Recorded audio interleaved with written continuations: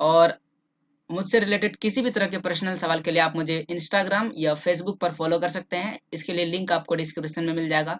और वीडियो से रिलेटेड प्रश्न के लिए या क्वेश्चन के लिए आप वीडियो में कमेंट कर सकते हैं। तो आइए बढ़ते हैं आगे और समझते हैं उपभोक्ता अधिकार।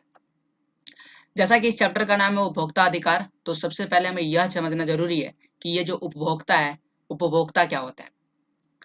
तो कहता है कि वह व्यक्ति जो क्या करता है, अंतिम वस्तु का उपभोग करता है। अंतिम वस्तु का क्या करता है, उपभोग करता है, वह क्या कहलाता है, उपभोक्ता कहलाता है। हम लोग दूसरा अध्याय था भारतीय अर्थव्यवस्था के क्षेत्रक, इकोनॉमिक्स का ही, जिसमें हम लोग समझे थे अंतिम वस्तु क्या होता है। लेकिन फिर भी एक बार हम आपको बता देते हैं कि गेहूं का उत्पादन हुआ, मान के चलते हैं गेहूं का उत्पादन किया किसी किसान ने और उसे क्या कर दिया, एक फैक्ट्री में बेच दिया, जहां पर उस फैक्ट्री वाले ने गेहूं से आटा बनाया, फिर आटे से बिस्किट बनाया और उस बिस्किट को कहाँ पर बना बेच दिया, किसी कह सकते हैं बड़े दुकानदार को या विक्रेता को बेच दिया। और फिर उस विक्रेता ने ग्राहक को बेचा और ग्राहक ने उस वस्तु का क्या किया, सेवन किया। क्या किसान ने बिस्किट खाया? जी नहीं। क्या फैक्ट्री वाले ने बिस्किट बनाया, खाया? जी नहीं। क्या दुकानदार ने जिसे बेचा उस दुकानदार उसने खाया? जी नहीं। किसने खाया? ग्राहक ने खाया। यानी कि ये जो ग्राहक है यही क्या है, उपभोक्ता है। ये क्या करता है, वस्तु का उपभोग करता है। मुख्य रूप से आप कहते हैं कि जिसके पास वस्तु आके रुक जाता है या फिर वह उस वस्तु को खत्म कर देता है या उस वस्तु का प्रयोग करने लगता है, तो वह क्या कहलाता है, उपभोक्ता कहलाता है। अब विभिन्न स्थितियों में अगर यहाँ पर किसान की बात करें, तो किसान अगर अपने खेतों में थ्रेसर का प्रयोग करता है तो ये जो किसान है इस थ्रेसर का उपभोक्ता है। अगर उद्योग की बात करें तो उद्योग में विभिन्न प्रकार का मशीन है, तो इस मशीन का उपभोक्ता कौन है, ये उद्योग वाले। वैसे ही यहाँ पर अगर किसी शॉपिंग मॉल की बात करें तो उसमें बहुत सारे एसी लगा हुआ रहता है, बहुत सारे फ्रिज वर्क करता है, तो यहाँ पर एसी और फ्रिज का उपभोक्ता कौन है, ये शॉपिंग मॉल वाले। तो आप उम्मीद करते हैं आपको समझ में आएगा उपभोक्ता क्या होता है। उपभोक्ता क्या करता है, वस्तुएं या सेवाओं को खरीदता है। कहाँ से खरीदता है, बाजार में। तो बाजार से जब कोई वस्तु खरीदता है तो उसकी कुछ भागीदारी होती है, वह अपनी भागीदारी निभाता है, वस्तुओं को खरीदता है और बेचता है। तो ये था उपभोक्ता और उपभोक्ता की भागीदारी। अब आइए हम लोग समझते हैं इससे जुड़े हुए कुछ और तथ्य कि बाजार में उपभोक्ता के साथ क्या क्या चीजें होता है। आप वस्तुओं को बाजार से खरीदते हैं, माफ कीजिएगा, बाजार से वस्तुएं खरीदते हैं और इस प्रकार से बाजार में बहुत सारे नियम और कानून होते हैं। क्या उसका पालन किया जाता है या नहीं किया जाता है। आज से कुछ समय पहले की बात करते हैं, आज से ज्यादा नहीं, 2 दशक पहले या 1 दशक पहले की बात करते हैं, हमारे समाज में क्या हो रहा था। अगर कोई व्यक्ति ऋण लेता है, किसी से लोन लेता है, ऋण लेता है, तो ऋण के कारण उत्पादक को उत्पाद निम्न दर पर बेचना पड़ सकता है। उदाहरण के लिए मान के चलिए मेरे पास एक भूमि या खेत है और उस खेत पर गेहूं उत्पादन के लिए मैंने क्या किया, साहूकार से ऋण लिया। तो अब साहूकार मुझे बोल सकता है कि तुम मुझे ये गेहूं 10 रुपये प्रति किलो दो, जबकि मार्केट में इसकी प्राइस 12 रुपये प्रति किलो है। क्यों? क्योंकि उन्होंने मुझे ऋण दिया है। तो इस ऋण के कारण मुझे किसी भी उत्पाद को निम्न दर पर बेचना पड़ सकता है। और ये कब होता था, ये पहले होता था जब उपभोक्ता को कोई अधिकार नहीं था। असंगठित क्षेत्र में जो श्रमिक लगे थे, जो काम करने वाले लोग थे, वो बहुत ही कम वेतन पर भी काम करने लगते थे। उनको बहुत सारे जो कह सकते हैं परिस्थितियों को झेलना पड़ता था, खराब परिस्थितियों को झेलना पड़ता था, जो उनके लिए न्यायोचित नहीं था, यानी कि उनके लिए न्यायपूर्ण नहीं था। उनके उनके स्वास्थ्य के लिए हानिकारक था। बहुत सारे ऐसे काम करने पड़ते थे जो उनके स्वास्थ्य के लिए हानिकारक था और उनके विषय में किसी भी प्रकार की कह सकते हैं उसका ध्यान नहीं दिया जाता था, उनके साथ लापरवाही की जाती थी। ये सारी चीजें होता था। बाजारों में जो उपभोक्ता था उसका शोषण किया जाता था, शोषण किया जाता था, उसको ठगा जाता था। आप अगर बाजार में वस्तुएं लेने जाते थे तो आपको ठगा जाता था। किस प्रकार से? जो व्यापारी था वह क्या करता था, अनुचित व्यापार करता था। अनुचित व्यापार करने में क्या करता था, कभी वजन कम देता था, उचित वजन से कम वजन तोलने लगता था, या फिर क्या करता था, अतिरिक्त शुल्क को जोड़ देता था, यानी कि जिसका उसमें वर्णन है ही नहीं या फिर पहले से ही बोल दिया गया उसको भी जोड़ लेता था। उदाहरण के लिए हम आपको बता देते हैं कि एक बिस्किट की कीमत 10 रुपया है, तो वो भी अलग है कि आपको इसको पहले से ही कीमत देना होगा। या फिर आप बाजार में प्रायः देखते हैं कि आप ठंडी वस्तु जैसे कि कोल्ड ड्रिंक वगैरह खरीदने जाते हैं या आइसक्रीम वगैरह खरीदने जाते हैं या ठंडी बोतल की पानी खरीदने जाते हैं, तो उसकी कीमत 10 रुपये रहता है और 10 रुपए में आपको बोलता है कि अरे भाई मैंने तो इसको ठंडा किया है, तो ठंडे करने का मूल्य 5 रुपए आपको अलग से देना पड़ेगा, और इस प्रकार से आपसे 15 रुपया भी ले सकता है। तो यहाँ पर देखिए ये जो 5 रुपया अतिरिक्त मूल्य ले रहा है आपसे, जबकि उस बोतल की कीमत 10 रुपया ही है। 10 रुपया में पानी भी देगा, बोतल भी देगा, ठंडे भी करके देगा। अगर ठंडा नहीं है तो भी आपको इसकी कीमत उतना ही देना पड़ेगा, ठंडा है भी तो भी आपको उतना ही कीमत देना पड़ता है, और ठंडा करने का यहाँ पर अतिरिक्त से मूल्य जोड़ लिया जाता है, जबकि इसमें 10 रुपये जो कीमत लिखा गया बोतल में वो सब चीज जोड़ करके बताया गया। तो यहाँ पर ये क्या है, अतिरिक्त शुल्क जोड़ता है जिसका वर्णन पहले से ही किया गया हो या फिर वो अपने मन से जोड़ देता है। इस प्रकार से बाजार में लोगों को ठगा जाता था।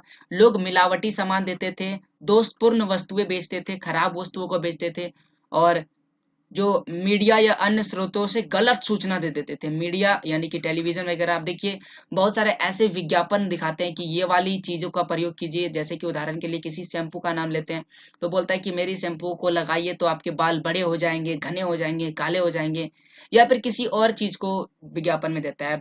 पिछले सालों में एक न्यूज में आया था कि एक ऐसी कंपनी थी जो दूध बनाता था, और उसका दावा था कि जो मेरा दूध है वो माँ के दूध से भी बेहतर है, जबकि यह वैज्ञानिक सिद्ध कर चुका है कि माँ के दूध से बेहतर कोई भी दूध बच्चे के लिए नहीं है। लेकिन वो फिर भी बोलता था कि नहीं, ये जो मेरा प्रोडक्ट है ये माँ के दूध से भी बेहतर है, और अंत में उसको कह सकते हैं ये मानना पड़ा कि नहीं, मेरा ये जो दूध है वह माँ के दूध से बेहतर नहीं है। तो ऐसे मीडिया के द्वारा गलत सूचना दे करके लोगों को ठगते हैं।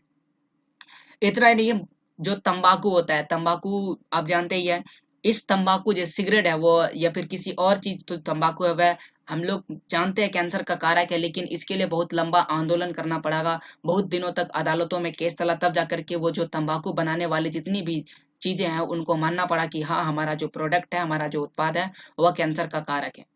तो ये सारी चीजें हैं जिनके चलते हमारे समाज में उपभोक्ताओं के साथ गलत व्यवहार किया जाता था, उपभोक्ताओं को ठगा जाता था, और अगर उपभोक्ता को ठगा जाता है तो उसके खिलाफ लोगों में असंतोष उत्पन्न होने लगा, यानी उपभोक्ता आंदोलन का प्रारंभ हो गया, और इसका कारण था उपभोक्ताओं के असंतोष। क्यों, कौन करता था? विक्रेता करता था, क्योंकि विक्रेता जो था अनुचित व्यावसायिक व्यवहार में शामिल होते थे, यानी कि जो ग्राहक है उसके साथ सही वार्तालाप नहीं करते थे। उपभोक्ता का शोषण होता था बाजार में, और इससे बचने के लिए कोई भी कानून व्यवस्था उपलब्ध था ही नहीं। जो चाहे वैसा कर सकता है। आप किसी वस्तु को खरीदने के लिए जाते हैं, मान के चलिए आपने किसी रेडियो को खरीदा, उस जमाने की बात कर रहे हैं, तो ये रेडियो अब आपका हो गया, अब खराब हुआ तो इसकी जिम्मेदारी आप है, अगर 2 दिन में भी खराब हो गया तो भी इसकी जिम्मेदार कौन है? आप है। तो इस प्रकार से ये तो बहुत गलत बात है कि इतनी जल्दी खराब हो गया, इसका मतलब है कि उन्होंने खराब बनाया था, इसके लिए कुछ कदम उठाना चाहिए। तो ये एक बार ग्राहक के हाथ में चला गया तो उसकी जिम्मेदारी खत्म होगी, वो ऐसा मानते थे ग्राहक या फिर जो इस वस्तु को बनाते हैं। तो लोग एकजुट हुए, सभी लोग एक साथ आए, लोगों ने आंदोलन किया, लोगों ने सड़कें जाम करना प्रारंभ कर दिया, सरकार के विरुद्ध लोग भड़के, और इस प्रकार से सामाजिक बल आया। सामाजिक बल का मतलब सब कोई अब एक हो गया, अभी इसको नहीं तोड़ सकते भाई। तो ये सामाजिक बल आया, और सामाजिक बल के रूप में उपभोक्ता आंदोलन का जन्म हो गया। जब उपभोक्ता आंदोलन जन्म लिया तो क्या चाहते थे? वो चाहते थे कि ये जो अनैतिक और अनुचित व्यवसाय का कार्य है उस उससे उसको हटाया जाए, लोगों के जो उपभोक्ता है उसके हितों की रक्षा की जाए, और हितों की रक्षा करने के लिए प्रोत्साहन करने की आवश्यकता थी, और इसलिए उपभोक्ता आंदोलन बहुत ही तीव्रता पकड़ने लगा था। अब आइए उपभोक्ता आंदोलन के विषय में चर्चा करते हैं। अभी हमने आपको बताया उपभोक्ता क्या है, फिर हमने आपको बताया उपभोक्ता का बाजार में किस प्रकार से व्यवहार किया जाता था, गलत व्यवहार किया जाता था, और इससे किस चीज का जन्म हुआ? उपभोक्ता आंदोलन का जन्म हुआ। अब उपभोक्ता आंदोलन के विषय में अगर आपसे पूछा जाए कि उपभोक्ता आंदोलन क्या है और इससे क्या परिणाम निकला, तो लिखिएगा, अत्यधिक खाद्य कमी, जमाखोरी, कालाबाजारी, खाद्य पदार्थों एवं खाद्य तेल में मिलावट की वजह से 1960 के दशक में यानी 1960 व्यवस्थित रूप से उपभोक्ता आंदोलन का उदय हुआ। 1960 में प्रारंभ हुआ, ध्यान से समझिएगा, 1960 में आंदोलन प्रारंभ हुआ, 1970 के दशक तक उपभोक्ता संस्थाएं बनने प्रारंभ हो गए, वृहत स्तर पर उपभोक्ता अधिकार संबंधित लेखनों प्रदर्शनी का आयोजन होने लगा। अभी तक केवल आंदोलन चल रहा है और आंदोलन तेजी हुआ, अभी तक कोई रिएक्शन या एक्शन नहीं लिया गया, ठीक है ना। लोग जो थे, सड़क यात्री परिवहन, अत्यधिक भीड़ भाड़, राशन की दुकानों में होने वाले अनुचित कार्यों, इन सब से लोग परेशान थे। अगर कहीं सड़कों पर यात्री करते थे तो जो परिवहन होता था, जो गाड़ियां होता था, उससे लोग परेशान थे, उसमें गलत टिकट लिया जाता था या टिकट देने के बाद भी सीट नहीं दिया जाता था क्योंकि अत्यधिक भीड़ भाड़ होती थी। और राशन का जो दुकान था, देखिए यहाँ पर जिस राशन की दुकान की बात कर रहे हैं, ऐसा नहीं कि केवल सरकारी राशन दुकान, बल्कि सामान्य राशन दुकान में भी लोगों से गलत व्यवहार किया जाता था। और इससे जो अनुचित व्यवहार था, इसको नजर में रखते हुए उपभोक्ता का दल बनाया गया। उपभोक्ता दल धीरे धीरे तीव्र होता चला गया, उपभोक्ता सक्रिय होते चले गए, और क्या हुआ, इसका परिणाम निकला। और अंततः बहुत अथक प्रयासों के बाद इसका परिणाम यह निकला, जो इनके दबाव दबाव बनने लगा, सरकारों पर दबाव डालने लगे, और ये जो दबाव है वह डालने में वह सफल रहा। और 1986 में भारत सरकार द्वारा एक बड़ा कदम उठाया गया, और क्या लाया गया, उपभोक्ता सुरक्षा अधिनियम लाया गया। और इस उपभोक्ता सुरक्षा अधिनियम के तहत भारतीय उपभोक्ता को कुछ अधिकार दिया गया, और जिसे क्या बोला जाता है, कोपरा के नाम से जाना जाता है। ये जो नियम बनाया उपभोक्ता सुरक्षा अधिनियम 1986, इसे क्या बोला जाता है, कोपरा के नाम से जाना जाता है। एक बार फिर से हम उन चीजों पर गौर करते हैं। सबसे पहले 1960 में प्रारंभ हुआ था, गौर कीजिएगा, प्रारंभ कब हुआ था, 1960, और खत्म कब हुआ, 1986। तो आइए इसका कैलकुलेशन करते हैं, कितने वर्षों में हुआ। तो अगर 1960 और 86 के अंतराल को देखा जाए तो लगभग 26 वर्ष का अंतराल है। और इस 26 वर्ष के दौरान, यानी कि 26 साल के आंदोलन के बाद हमारे देश में क्या आया, उपभोक्ता सुरक्षा अधिनियम है। तो ये बहुत ही लंबा समय है। अब एक चीज हम आपको बता देते हैं कि उपभोक्ता सुरक्षा अधिनियम जब चल रहा था, विश्व स्तरीय उपभोक्ता सुरक्षा की बात चल रही थी, न केवल भारत में बल्कि अन्य देशों में भी उपभोक्ता के साथ गलत हो रहा था, और इसके खिलाफ संयुक्त राष्ट्र संघ उपभोक्ता सुरक्षा, ये 1985 की बात है, जब संयुक्त राष्ट्र के दिशा निर्देश को अपनाया गया और उपभोक्ता की सुरक्षा के लिए उपयुक्त तरीके अपनाने हेतु राष्ट्रों के लिए, मतलब कि सभी देशों को मजबूर किया गया कि वहां पर उपभोक्ता के लिए वकालत करने वाले समूह या फिर उपभोक्ता को कह सकते हैं अधिकार दिया जाए। और यहाँ पर कह सकते हैं उपभोक्ता इंटरनेशनल 115 से भी अधिक देश और 220 संस्थाएं संरक्षक संस्थाएं बन चुका है, यानी कि उपभोक्ता के संरक्षण के लिए 220 संस्थाएं बन चुका है इंटरनेशनल लेवल पर। और 115 से अधिक देश, 115 से भी अधिक देश इससे जुड़ चुका है उपभोक्ता संरक्षण को देने के लिए। तो ये था उपभोक्ता के विषय में, उपभोक्ता सुरक्षा अधिनियम किस प्रकार से लाया गया, और उपभोक्ता सुरक्षा जब नहीं था तो हमारे समाज या हमारे भारत देश में क्या क्या हो रहा था, या फिर विश्व में क्या क्या चीजें आ रही थी। अब उपभोक्ता सुरक्षा जब दे दिया गया तो उपभोक्ता को कौन कौन सा अधिकार दिया गया है, आइए अब हम लोग मुख्य चैप्टर की बात करते हैं, जिसका नाम है उपभोक्ता अधिकार। उपभोक्ता को जो जो अधिकार दिया गया उसमें से ये वाले अधिकार महत्वपूर्ण है, या फिर ये 5 अधिकार दिए गए, जैसे सुरक्षा का अधिकार, सूचना का अधिकार, चुनने का अधिकार, क्षतिपूर्ति निवारण का अधिकार, और प्रतिनिधित्व का अधिकार। आइए इन सबको एक एक करके उदाहरण के माध्यम से समझें, ताकि बेहतर तरीके से आप इसे याद रख सकें। सबसे पहला जो अधिकार है वह है सुरक्षा का अधिकार। यहाँ पर देखिए, सुरक्षा शब्द से आपको पता चल रहा है सुरक्षा होना चाहिए। सुरक्षा जो है वह सबका अधिकार है, ऐसा माना गया कि किसी भी वस्तु को लेकर या उनको, जो वस्तु को खरीद रहा है उसकी सुरक्षा होनी चाहिए, और इसके लिए सुरक्षा का अधिकार पारित किया गया।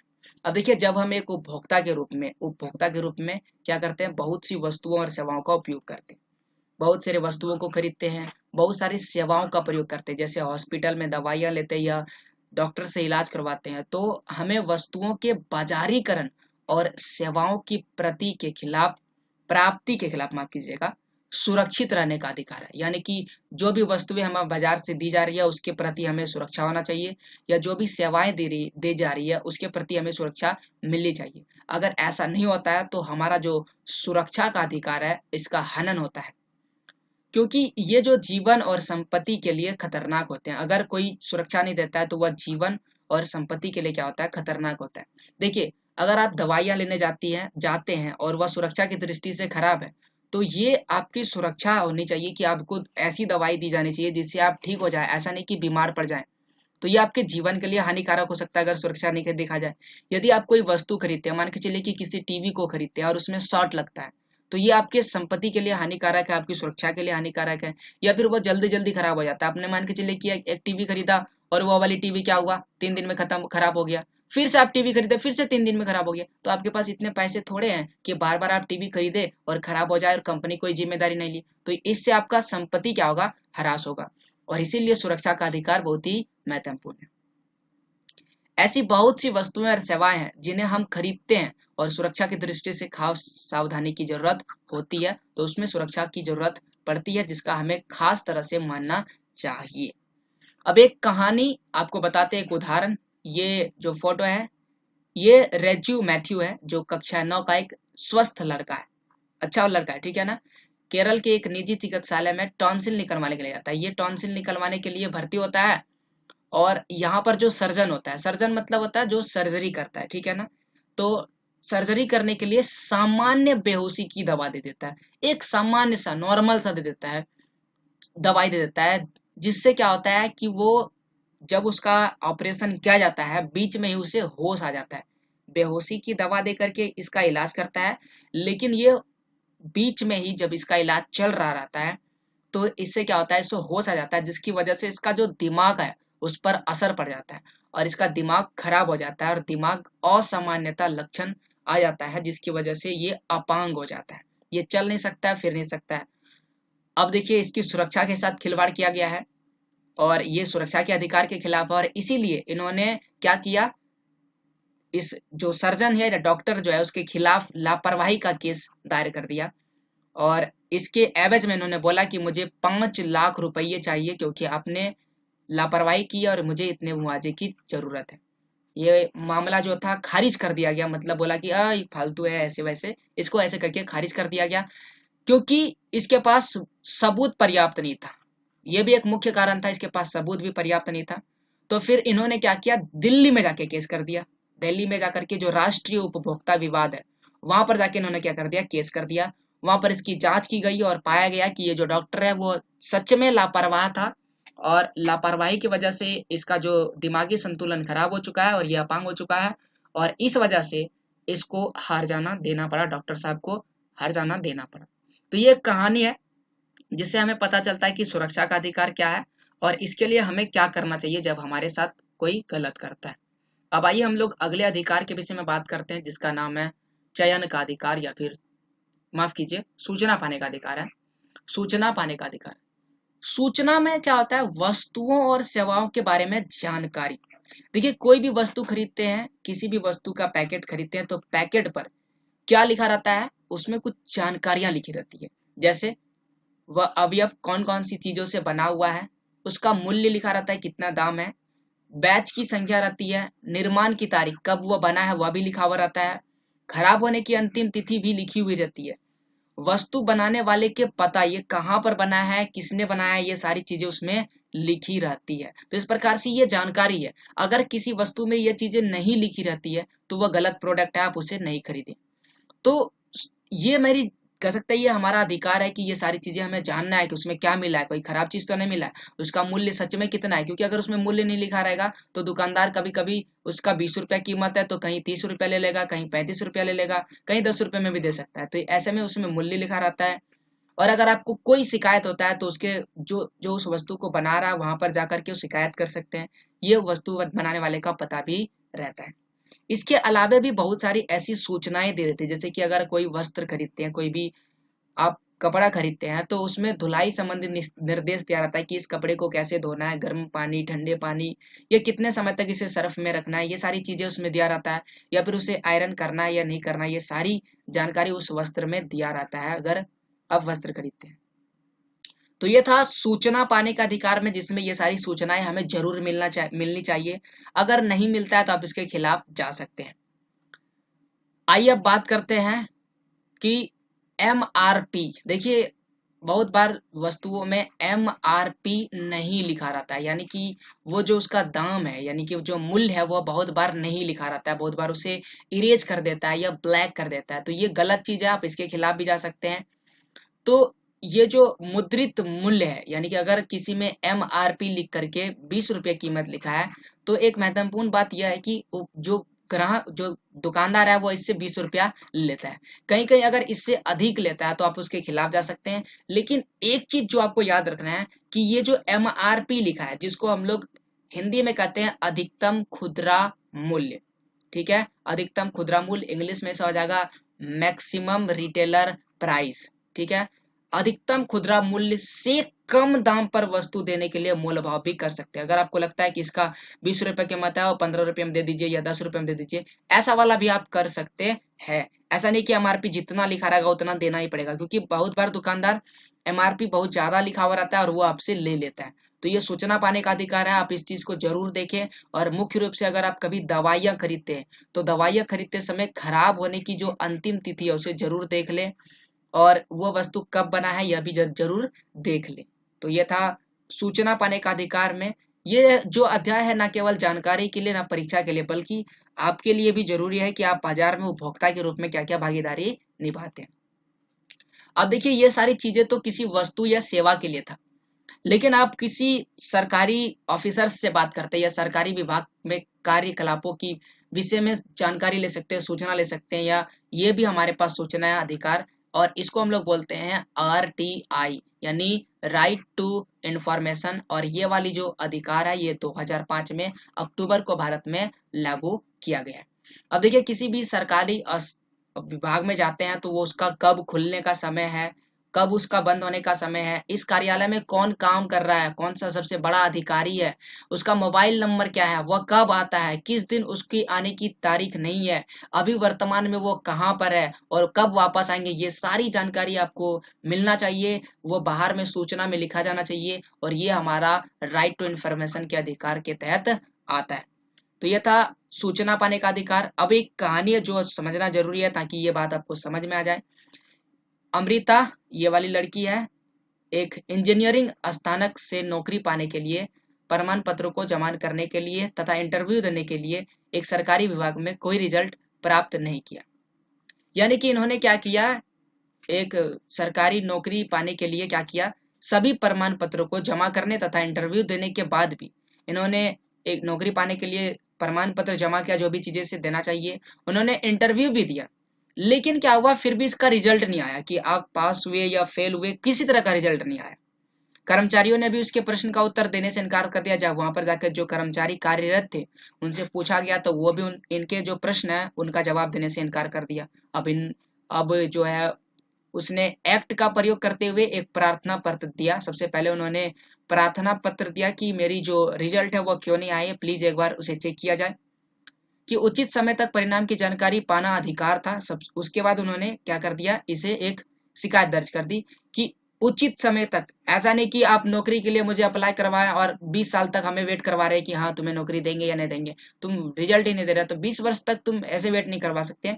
तो ये हमारा अधिकार है कि आपको जल्द से जल्द रिजल्ट जारी करना चाहिए, जिससे वो अपने भविष्य की योजना बना सके। उसने न केवल रिजल्ट की घोषणा में देरी के कारणों के बारे में सूचित किया, बल्कि उनको नियुक्त के बुलावे का पत्र भी मिल गया। जब इन्होंने ऐसा किया तो न केवल इनको रिजल्ट मिला बल्कि इनको नियुक्ति भी किया गया, यानी कि इनको नौकरी भी दी गई।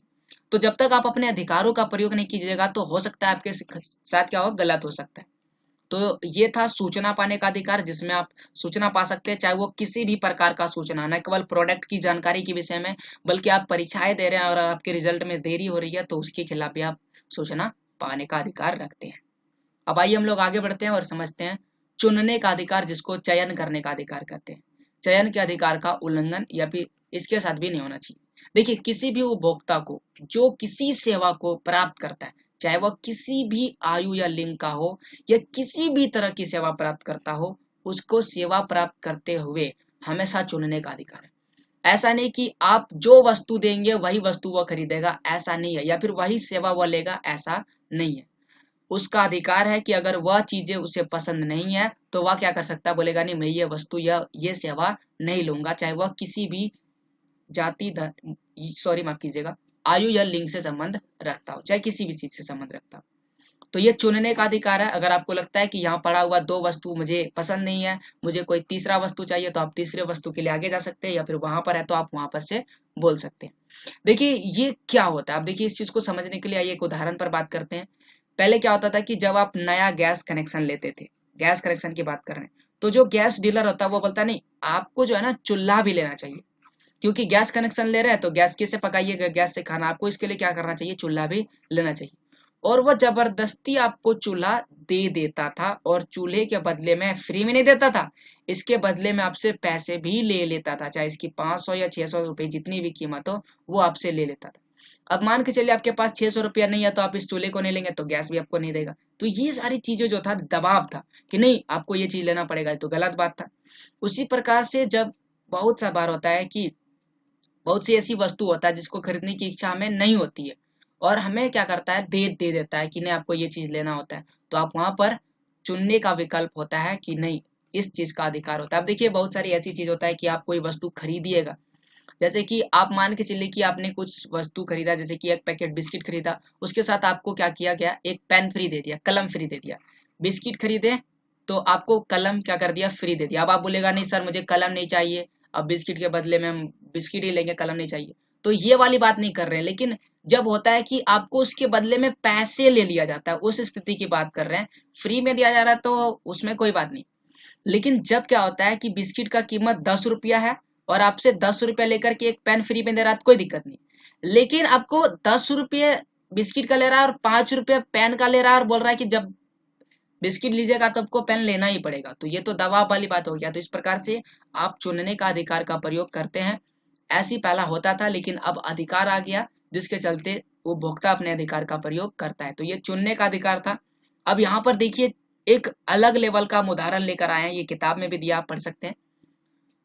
पैसे लौटाए गए, ये वाली कहानी सुनिए कि ये जो अभिरामी नामक एक छात्रा है, ठीक है, अभिरामी चाहे ये वाली लड़की का नाम है, ये क्या करती है अपने पढ़ाई के लिए कहीं पर पढ़ने के लिए आती है और वह 2 वर्ष का फीस एक बार में जमा करती है। ध्यान से समझिएगा, 2 वर्ष का फीस जो है वो एक बार में जमा करती है, 61,020 रुपये जमा कर देती है। लेकिन वो जब पढ़ाई करती है तो उसको लगता है यहाँ जो पढ़ाई है वो बिल्कुल बेकार है, और उसको लगता है कि वो 1 साल की पढ़ाई करती है और छोड़ देती है और बोलती है कि मुझे 1 साल का पैसा वापस चाहिए। लेकिन वो जो लौटाना है, वो जब उनसे लौटाने की बात करते हैं वो मना कर देते हैं, नहीं हम नहीं लौटाएंगे। तो वो उपभोक्ता न्यायालय में जाते हैं और वहां पर क्या करता है, हम केस कर देते हैं कि मुझे इतना रुपया पैसा लौटाने का आदेश दिया कि छात्रा को चुनने का अधिकार है। यानी कि जब वो केस कर देते हैं तो न्यायालय संस्था कहता है कि जी नहीं आपको क्या करना चाहिए, इसे लौटाना चाहिए क्योंकि आपका जो संस्था है वह बिल्कुल खराब है, इनको अच्छा नहीं है, इनको पसंद नहीं है और इनका चुनने का अधिकार है, और इस आधार पर इनको दूसरा जगह लौटाया जाता है। तो ये चुनने का अधिकार के विषय में कहानी था। अब आइए हम लोग दूसरे अधिकार के विषय में पढ़ते हैं, और यह वाला अधिकार है क्षतिपूर्ति निवारण का अधिकार। ध्यान से समझिएगा, उपभोक्ताओं को अनुचित सौदेबाजी और शोषण के विरुद्ध क्षतिपूर्ति के निवारण का अधिकार है।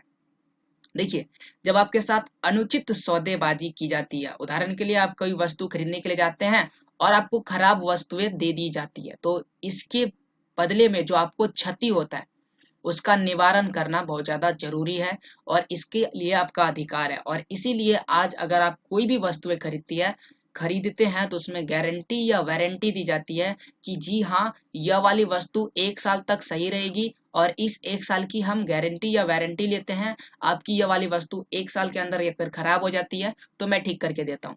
ये क्षतिपूर्ति निवारण अधिकार के तहत ही बोला जाता है।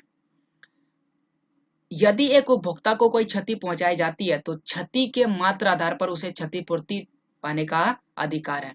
उपभोक्ता उपयुक्त उपभोक्ता केंद्र के सम्मुख जा सकता है जहां पर शिकायत दर्ज करा सकता है, या स्वयं वकील के साथ वकालत भी कर सकता है, या बिना वकील के भी वह शिकायत दर्ज करके केस लड़ सकता है कि मेरे साथ क्षति हुआ, इसका निवारण करना जरूरी है। अब देखिए यहां तक हमने पढ़ा उपभोक्ता के अधिकारों के विषय में, जो अधिकार था। अब अगर इन अधिकारों का हनन होता है, अब अगर इन्हीं अधिकारों का पालन नहीं किया जाता है तो क्या होता है, तो भारत में विभिन्न संगठन बनाए गए हैं उपभोक्ता आंदोलन के तहत, और इसे हम लोग उपभोक्ता अदालत कहते हैं या उपभोक्ता संरक्षण परिषद कहते हैं। स्वयंसेवी संगठन जनता में जागरूकता पैदा करने के लिए, वित्तीय सहयोग भी करने के लिए ये सारे संगठन बनाए गए हैं ताकि किसी को वित्तीय सहयोग भी प्राप्त करना चाहते हैं तो वह कर सकते हैं। और इसके लिए एक नए अधिकार की गणना की गई जिसका नाम है प्रतिनिधित्व का अधिकार।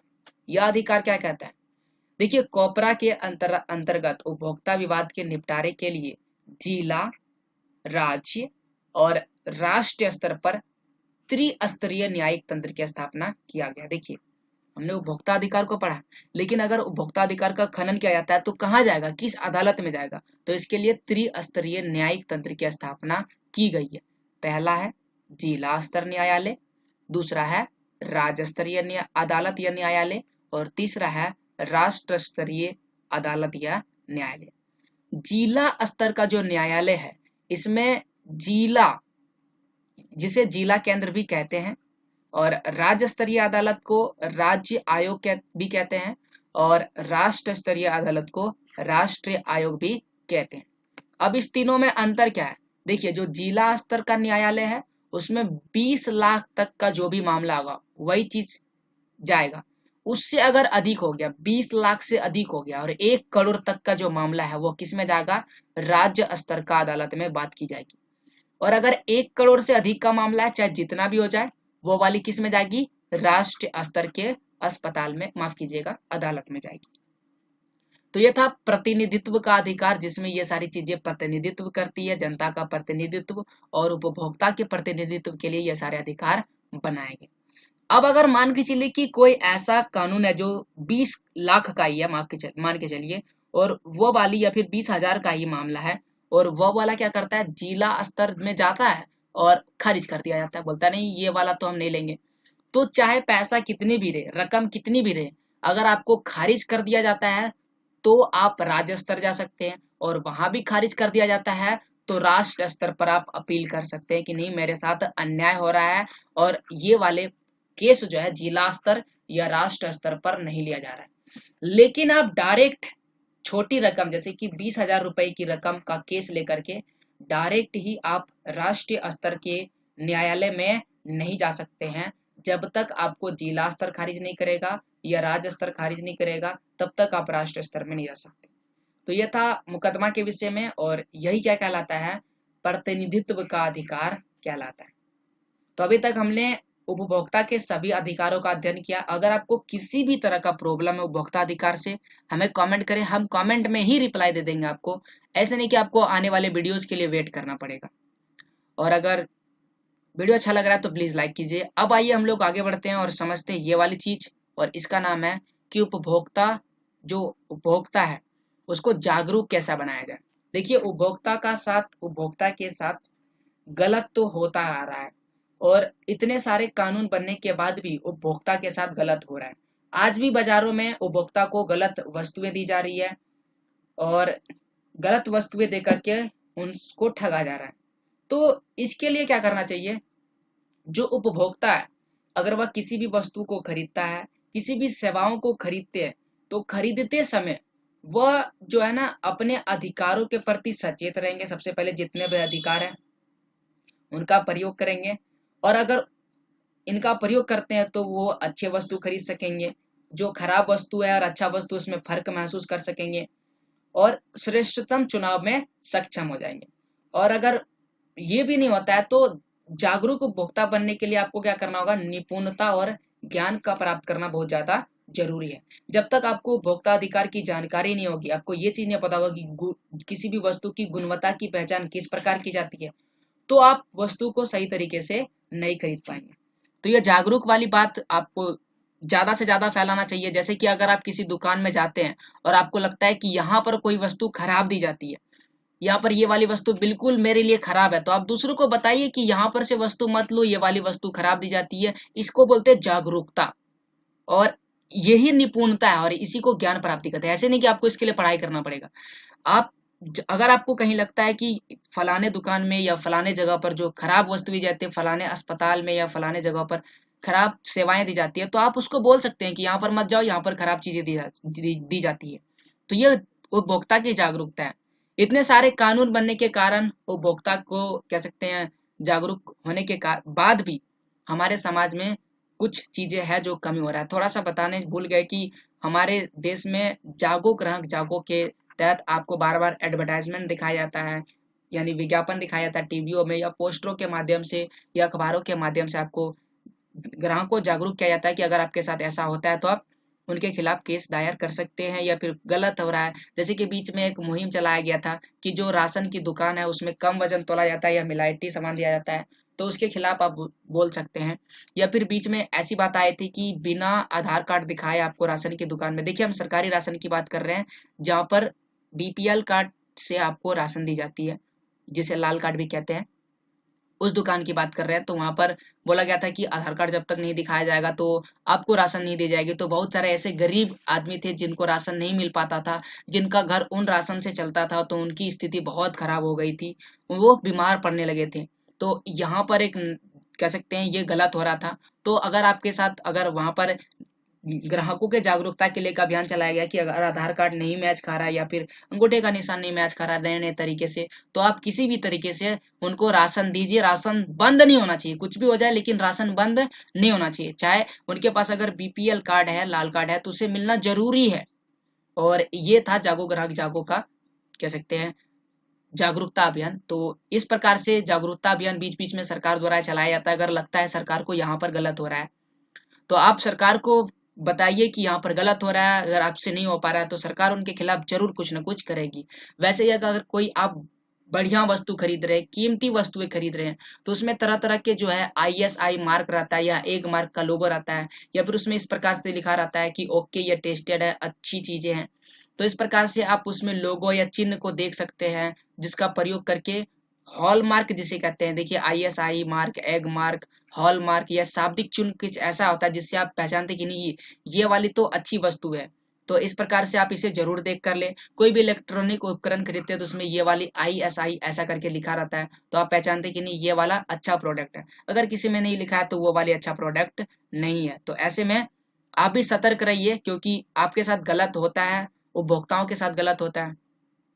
सरकार ने उपभोक्ता को जागरूक करने के लिए और उपभोक्ता आंदोलन को ज्यादा सक्रिय बनाने के लिए इसको और आगे बढ़ाया है, और प्रत्येक वर्ष 24 दिसंबर को राष्ट्रीय उपभोक्ता दिवस के रूप में मनाया जाता है। 1986 में 24 दिसंबर को ही भारतीय संसद में उपभोक्ता संरक्षण अधिनियम पारित हुआ था, और इसीलिए हम लोग 24 दिसंबर को ही राष्ट्रीय उपभोक्ता दिवस मनाते हैं। भारत उन देशों में से एक है जहां पर उपभोक्ता संबंधित समस्याओं का निवारण न्यायालय द्वारा किया जाता है। भारत में बहुत सारे न्यायालय है, उपभोक्ता संगठन है, 700 से भी अधिक है, जिसमें से 20 से 25 ही अपने कार्यों के लिए पूर्ण संगठित है। देखिए 700 से भी अधिक है, लेकिन काम कितना कर रहा है, 20 से 25 ही कार्य कर रहा है, जिसको मान्यता प्राप्त है। तो यहाँ पर देखिए समस्या है भारत में। तो इन सब चीज से क्या हो रहा है, इन सब चीजों से जो इतने कार्यरत है, 700 से भी अधिक कह सकते हैं कार्यालय हैं जो कर सकते हैं, संगठन है, फिर भी उपभोक्ता निवारण प्रक्रिया जटिल है, बहुत ही ज्यादा खर्चीला है। अगर उपभोक्ता को लगता है कि हमारे साथ गलत हुआ है तो वो अगर इससे निवारण चाहता है तो ये प्रक्रिया बहुत ही ज्यादा जटिल है, खर्चीला है, समय साध्य साबित है, मतलब बहुत ज्यादा समय लगता है। उपभोक्ता को वकील का सहारा लेना पड़ता है, जो बहुत ही ज्यादा खर्चीला होता है। अदालती कार्रवाई से लोग डरते हैं, अदालत नहीं जाना चाहते हैं, शामिल होने में, आगे बढ़ने आदि काफी में समय लेते हैं। अधिकांश जो खरीदारियां होती है, बहुत सारे ऐसा खरीदारी होती है जिसमें रसीद नहीं दी जाती है। बहुत सारे ऐसी वस्तुएं खरीदते हैं जिसमें रसीद नहीं जाती है, और वो खराब निकलने के बाद अगर आप उसके खिलाफ जाते हैं तो आपको आपके पास कोई भी प्रमाण नहीं होता है। और जो कानून होता है वो हमेशा प्रमाण खोजता है, यानी सबूत खोजता है। तो ऐसे में प्रमाण जुटाना आसान नहीं होता, क्योंकि रसीद ही नहीं देता तो प्रमाण कैसे जुटाइएगा। इसके अलावा बाजार में बहुत सारी ऐसी खरीदारियां जो फुटपाथ से होती है, फुटकर दुकानों से होती है, जहां पर कह सकते हैं रसीद दी ही नहीं जाती है, और वो फुटकर दुकान कभी यहाँ पर है तो कभी वहां पर है, जिसकी स्थान निश्चित नहीं है। तो ऐसे में दोषयुक्त उत्पाद से पीड़ित उपभोक्ता क्षतिपूर्ति के मुद्दे पर मौजूदा कानून भी बहुत स्पष्ट नहीं है। यानी कि यहाँ पर जो प्रश्न बनता है कि उपभोक्ता अधिकार के होते हुए भी उपभोक्ताओं के साथ हनन हो रहा है, क्यों? तो ये वो कारण है जिसके चलते उपभोक्ताओं के साथ हनन हो रहा है। अब आइए हमें क्या करना चाहिए इन सब चीजों से बचने के लिए। देखिए कोपरा 25 वर्ष के बाद भी जो है भारत में सही तरीके से नहीं हो रहा, बहुत ही धीरे धीरे फैल रहा है। श्रमिकों के हित की रक्षा के लिए कानून के लागू होने के बावजूद भी जो है असंगठित क्षेत्र में बहुत सारे श्रमिकों के साथ गलत व्यवहार किया जा रहा है। बाजारों में कार्य करने के लिए नियमों और विनियम तो है, लेकिन उसका पालन नहीं होता है। उपभोक्ता अपनी भूमिका निभा सकते हैं, अपना महत्व समझने की जरूरत है, तो ही उपभोक्ता आंदोलन आगे बढ़ेगा। और अक्सर कहा जाता है कि उपभोक्ताओं की सक्रिय भागीदारी ही क्या कर सकता है, उपभोक्ता आंदोलन को प्रभावी बना सकता है। अगर इसके लिए क्या करना चाहिए, हमें स्वैच्छिक प्रयास की जरूरत है, सबकी साझेदारी लेने जरूरी है और युक्त संघर्ष की जरूरत है। अगर आप उपभोक्ता नहीं है और अगर आप उपभोक्ता को किसी प्रकार की सेवा दे रहे हैं तो आप उसे सही तरीके से दीजिए। मैं भी एक प्रकार का वह व्यक्ति हूँ जो किसी उपभोक्ता को सेवा देता हूँ, मेरे लिए पढ़ाना भी एक प्रकार का उपभोक्ता को सेवा प्रदान करना है। अगर मैं भी किसी के साथ गलत करता हूँ, मैं बोलता हूँ कि मैं आपको ये सारी चीजें पढ़ाऊंगा और मैं अगर नहीं पढ़ाता हूँ तो यहाँ पर मैं भी गलत साबित होता हूँ। यानी कि मेरी क्या जिम्मेदारी है, अगर मैं किसी उपभोक्ता के साथ लगा हुआ तो मेरी जिम्मेदारी है कि मैं क्या करूँ, उस उपभोक्ता को पूर्ति करो जो उसकी जरूरत है। तो मैं प्रयास करता हूँ ज्यादा से ज्यादा आपको खुश रखने का, या फिर आप अगर किसी चीज को उपभोक्ता तक पहुंचाते हो तो आप भी कोशिश कीजिए कि उसे अच्छी गुणवत्ता वाली दे, और अगर उसमें कुछ खराबी है तो उसे बता करके दे। तो ये था उपभोक्ता अधिकार के विषय में, जिसमें हमने उपभोक्ता अधिकार के विषय में पढ़ा, उपभोक्ता के साथ कैसे गलत हो रहा है ये चीज पढ़ा। और यहाँ पर हमारा यह जो वीडियो है यह समाप्त हो जाता है। उम्मीद करते हैं आपको यह वीडियो समझ में आया होगा और आपको बेहतर तरीके से उपभोक्ता अधिकार के विषय में पता चला होगा।